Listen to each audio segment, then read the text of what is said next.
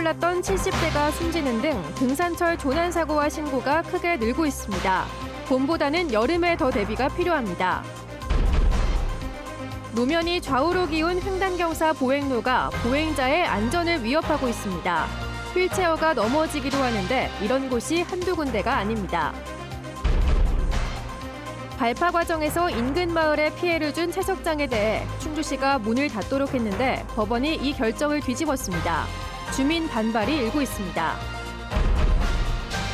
최저안전 등급을 받아 하루아침에 내몰리게 된 충주 어울림시장 상인들을 위해 지원 조례가 입법 예고됐습니다. 특혜 형평성 논란에 진통이 예상됩니다. 시청자 여러분 안녕하십니까? 계속해서 충북 소식입니다. 징검다리 연휴에 산을 찾는 사람들이 늘면서 크고 작은 산악사고가 잇따랐습니다. 단양 월악산에서는 70대 등산객이 심정지로 쓰러져 그대로 숨졌고 소백산과 속리산에서도 헬기 구조가 이어졌는데요. 무더운 여름철 산악사고가 부쩍 늘어나는 만큼 주의가 필요합니다. 김은초 기자입니다. 119 구조대원이 줄에 매달린 채 헬기로 올라갑니다. 함께 묶인 커다란 들것에는 70대 등산객이 실려 옮겨집니다. 지난 4일 단양 월악산 제비봉 인근에서 70살 등산객이 심정지로 쓰러져 인근 병원으로 이송됐지만 결국 숨졌습니다. 더운 날씨에 산행에 나선 게 원인으로 추정됩니다. 저희가 계속 심폐소생술을 실시했음에도 불구하고 호흡하고 의식은 돌아오지 않은 상태였습니다. 날씨가 좀 무더워지고 그런 상태에서 좀 무리한 산행이지 않았나. 하루 앞서 단양 소백산과 보은 속리산에서도 등산객 구조가 잇따랐습니다. 두 곳 모두 60대 등산객이 근육 경련 등 탈진 증세를 보이면서 구조 헬기가 출동했습니다. 땀을 많이 흘리신 상태로 계속 올라가다 보시면은 체온이 좀 떨어지게 되거든요. 다리 경련이 있으신 상태고 좀 추위를 많이 느끼신다 하셔가지고. 지난 3년 동안 전국에서 발생한 산악사고는 모두 3만 3천여 건으로 본격적 행락철인 4, 5월부터 늘기 시작하더니 가을 단풍철까지 증가세가 이어졌습니다. 특히 여름에는 무더운 날씨에 열사병 위험까지 더해지는 데다 소나기가 내리는 등 시시각각 변하는 날씨에도 대비가 필요합니다. 준비를 많이 안 하고 이렇게 오신 분들이 많아요. 열사병이라든지 또 탈수, 탈진 이런 것 때문에 뭐 근육경련이나 심하면은 굉장히 위험한 상황까지도 가기도 합니다. 전문가들은 여름철 산악사고를 예방하려면 물을 자주 마시고 자신의 체력에 맞는 등산 경로를 선택하라고 당부했습니다. MBC 뉴스 김우초입니다. 제68회 현충일 추념식이 청주를 비롯한 충북도 내 각 시군에서 거행됐습니다. 오전 10시 사이렌 소리에 맞춰 호국용사와 순국선열에 대한 묵념과 헌화 분향, 추념사 헌시 낭독 등이 이뤄졌습니다. 김영환 지사는 추념사를 통해 호국용사들의 피와 땀이 있었기에 지금의 대한민국과 충청북도가 있는 것이라며 호국용사들의 정신을 기렸습니다. 한편 충청북도는 6월 호국 보훈의 달을 맞아 전상용사 위문, 6.25 참전 유공자 위로연 등 다양한 보훈 행사를 벌일 예정입니다. 길을 걷다 오르막길을 만나면 한숨부터 나오시는 분들 많으실 텐데요. 그런데 휠체어에 의지해 외출하는 장애인들은 오르막만큼이나 두려운 게 옆으로 기울어진 길이라고 합니다. 휠체어가 옆으로 넘어갈 수 있기 때문인데 이런 곳이 적지 않다고 합니다. 김영일 기자입니다. 전동 휠체어가 한쪽으로 기울어진 채 아슬아슬하게 인도를 지나갑니다. 좀 더 급한 경사를 만나자 휠체어가 넘어지지는 않을까 조심조심 나아갑니다. 장애인 이문호 씨가 옆으로 기울어진 횡단 경사를 만날 때마다 가슴 졸일 수밖에 없는 이유입니다. 심각한 문제죠. 저도 몇 번 넘어진 적이 있고 뒹굴면 옆에 도와줄 사람들이 없으면 일어날 수도 없는 거예요. 차는 달려오고 얼마나 위험하겠어요. 주변 건물이 1층 바닥면을 높이면서 인도의 횡단 경사가 급해지고 있는 겁니다. 얼마나 경사가 급한지 물을 인도 위에 내려다 봤습니다. 빠른 속도로 차도를 향해 굴러가 버립니다. 이 인도의 일부 구간의 경사각은 무려 13.2도. 경사도로 환산하면 23%가 넘습니다. 도로 구조 규칙상 보도 경사는 2%를 넘지 않아야 하는데 그보다 무려 11배 이상 경사가 심한 겁니다. 종단 경사는 기본적으로 오르막과 내리막에 대한 문제이기 때문에 사람들이 인지라고 걷습니다. 근데 횡경사 같은 경우에는 한쪽으로 힘이 치우쳐지게 되면서 중심을 잃게 되는 경우가 있습니다. 그래서 보행 같은 경우에 상당히 위험하게 되겠죠. 이렇게 횡단 경사가 심한 곳은 한두 곳이 아닙니다. 버스 정류장과 도로 사이의 경사가 너무 급해 장애인들의 안전을 위협하는 이상한 곳도 있습니다. 버스를 기다리던 장애인이 넘어지거나 차도로 미끄러지는 경우도 적지 않습니다. 장애인 이동권뿐만 아니라 사실은 노약자, 임산부, 어린이 이런 분들 모두 다 해당 사항이 있는 거 아니겠어요? 그러니까 이동권은 모든 국민의 기본권입니다. 취재가 시작되자 청주시는 문제점을 개선하겠다고 밝혔지만 여전히 현장 조사 계획은 없습니다. 저희가 다 파악할 수 있는 실정은 아니고요. 주민 불편 사항이라든지 그런 부분은 저희가 관리하는 그 구청하고 협의를 해서 좀 정비를 할 수 있는 계획을 한번. 걷기가 불편해 휠체어를 탈 수밖에 없는 보행 장애인은 청주에만 11,000여 명. 이들의 보행권 확보를 위해 자치단체와 시민들의 관심과 노력이 필요합니다. MBC 뉴스 김영일입니다. 2년 전 충주에서는 평온한 농촌 마을에 어른 주먹만한 돌덩이들이 날아와 주택 지붕 곳곳이 뚫리는 일이 있었습니다. 인근 채석장에서 발파 작업을 하다 벌어진 사고였는데요. 불안해서 못 살겠다며 주민들이 항의하자 충주시가 채굴을 중단시켰는데 법원이 제동을 걸었습니다. 보도에 이지현 기자입니다. 주택 지붕 곳곳에 어른 주먹만한 구멍이 났습니다. 황당한 이 구멍으로 비도 셉니다. 재작년 8월 느닷없이 커다란 돌덩이들이 무서운 속도로 날아왔습니다. 인근 공장과 닭장, 버스 정류장까지 돌은 오발탄처럼 마을 곳곳을 때렸습니다. 사람이 밑에서 던졌다 그래도 튕겨져 나가지 뚫릴 만한 위력을 못 갖는데 날라온 돌이기 때문에 300m가량 떨어진 채석장에서 발파도 중 튄 돌덩이였습니다. 2019년에도 비슷한 일이 있었다며 주민들이 집단 행동에 나서기도 했습니다. 더 이상은 못 참겠다. 못 참겠다.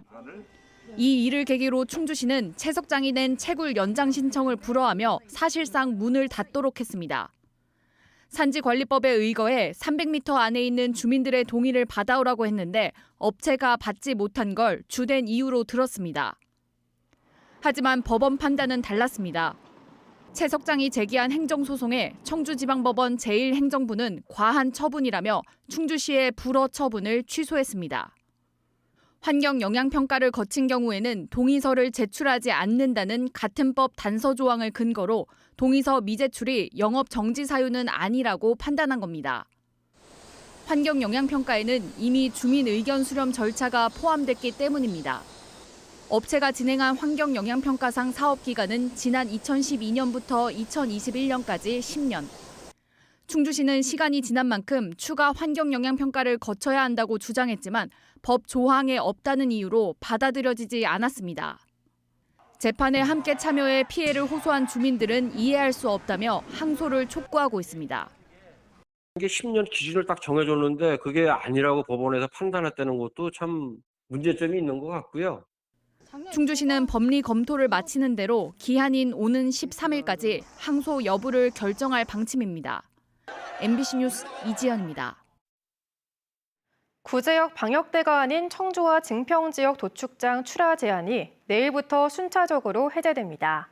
충청북도는 마지막 발병일로부터 3주가 되는 내일부터 방역대박 증평지역 농가들을 대상으로 일반 도축장 출하를 허용하기로 했습니다. 최종 발병일이 증평보다 이틀 늦은 청주는 오는 9일부터 적용됩니다. 아울러 청주와 증평 방역대도 이번 주부터 환경과 임상검사를 거쳐 이상이 없으면 이달 중순쯤 이동 제한 명령을 모두 해제할 방침입니다. 충북도 내 과수화상병 피해 면적이 10헥타르를 넘어섰습니다. 충청북도는 충주시 동량면과 알림동, 괴산군 괴산읍 등 3개소 0.4헥타르에서 과수화상병 확진 판정을 받아 지난달 9일 첫 발병 이후 누적 피해 면적은 10.1헥타르로 집계됐습니다. 올해 전국에서 처음으로 충주에서 발병한 과수화상병은 현재 제천과 증평, 진천, 괴산, 음성 등 6개 시군 40개 농가로 번졌습니다. 지난해 충북도 내 과수화상병 피해 면적은 39.4헥타르였습니다. 정밀안전진단 2등급을 받아 건물에서 나가야 하는 중앙어울림시장 상인들을 위해 충주시가 서둘러 조례를 만들었습니다. 지원할 수 있는 근거를 만든 건데요. 상인들 사이에 입장도 갈리고 특혜 논란도 있어 문제 해결을 장담하기는 어려워 보입니다. 이승준 기자가 보도합니다. 충주시가 최근 입법 예고한 조례안입니다. 중앙어울림시장 상인들의 이전을 지원하는 내용입니다. 이전 비용과 영업 손실에 대해 보상하고 옮기는 점포의 임대료 지원 등을 담고 있습니다. 올해 연말까지 남은 7개월 정도를 보상하게 됩니다. 영업 보상의 경우 감정평가를 거쳐 공익사업 최대치인 4개월 정도가 대상입니다. 관련 예산으로 34억 원을 예상합니다. 그러나 상인들은 마냥 반기지만은 않습니다. 충주시가 실제 영업 중인 상인들에 대해서만 보상하겠다는 방침이기 때문입니다. 예전부터 점포를 갖고 있으며 사용료를 내던 조합원들은 반발합니다. 현재 조합원이라는 사람들이 지금 운영을 하던 안 하던 사용료를 본인들이 내고 지금도 내고 있는데 그분들에 대한 보상은 하나도 없다는 거는 조금 잘못됐다. 또 하나의 걸림돌은 형평성 논란입니다. 상인들이 내던 사용료는 한 달에 몇만 원 선, 인근 상가 임대료와 비교할 수 없는 수준입니다. 또 다른 시장의 선례가 되기에 입법 과정의 진통도 예상됩니다. 그리고 다른 시장 같은 경우는 개별 시장이고 이제 개인의 소유가 돼 있지만 이거는 공설 시장이라 건물 자체가 시건물이기 때문에 그렇습니다. 충주시는 최근 어울림시장에 추가 정밀 안전 진단을 위해 업체 선정을 마쳤습니다. 그러나 상인들은 믿지 못하겠다며 스스로 안전 진단을 하겠다고 맞서고 있습니다. 충주시의 조례안은 오는 9일까지 의견을 수렴합니다. MBC 뉴스 이승준입니다. 오늘 오전 6시쯤 음성군 맹동면의 한 양계장에서 불이 나 1시간 10분 만에 진화됐습니다. 이 불로 축사 7채가 불에 타고 키우던 닭 1000여 마리가 폐사해 소방서 추산 4억 3천여만 원의 재산 피해가 났습니다. 소방당국과 경찰은 정확한 화재 원인을 조사하고 있습니다. 비와 더위가 반복되는 날씨가 이어지는 가운데 청주 도심 도로에서 도로 파임이 발생했습니다. 오늘 낮 1시쯤 청주시 월명로 도로에서 폭 70cm, 깊이 1m 크기의 대형 도로 파임 현상이 발견됐습니다. 청주시는 차량이나 행인이 주변에 접근하지 않도록 시설물을 설치해 임시 조치했다며 내일 일찍 복구 작업을 실시하겠다고 밝혔습니다. 본격 장마와 태풍을 앞두고 지난해 집중호우 피해 지역 복구가 다음 달까지 모두 마무리됩니다. 충청북도는 청주와 충주, 제천, 괴산 등 지난해 4개 시군 수해 지역 77개소 가운데 95%인 73곳의 복구가 이달까지 모두 마무리될 예정이라고 밝혔습니다. 또 다음 달까지 나머지 4곳의 복구를 마치고 2020년 큰 피해가 났던 16곳에 대해서도 올해 안에 복구 공사를 준공할 방침입니다. 고향사랑 기부제 답례품이 다양화되는 가운데 단양군이 구인사의 템플스테이를 고향사랑 기부제 답례품으로 내걸었습니다. 단양군은 단양 고향사랑 기부제에 대한 눈길을 끌기 위해 대한불교 천태종 총본산이자 지역 대표 사찰 구인사를 활용한 템플스테이 체험을 답례품으로 추가 선정했다고 밝혔습니다. 단양군은 지난 5일 기준 7,500여만 원의 고향사랑 기부금을 조성했습니다. 청주시 분평동 가마지구와 맞닿아 있는 장성지구의 도시개발 사업이 본격 추진됩니다. 청주시는 장성동 134번지 일대 27만 7,155제곱미터를 도시개발구역으로 지정하고 사업 시행자도 지정했다고 밝혔습니다. 사업 시행자는 보상과 실시계획 인가 등을 거친 뒤 착공해 2026년 말까지 3,900여 세대 아파트와 학교 등을 완공할 계획입니다. 충북 소식 마칩니다. 시청해주신 여러분 고맙습니다.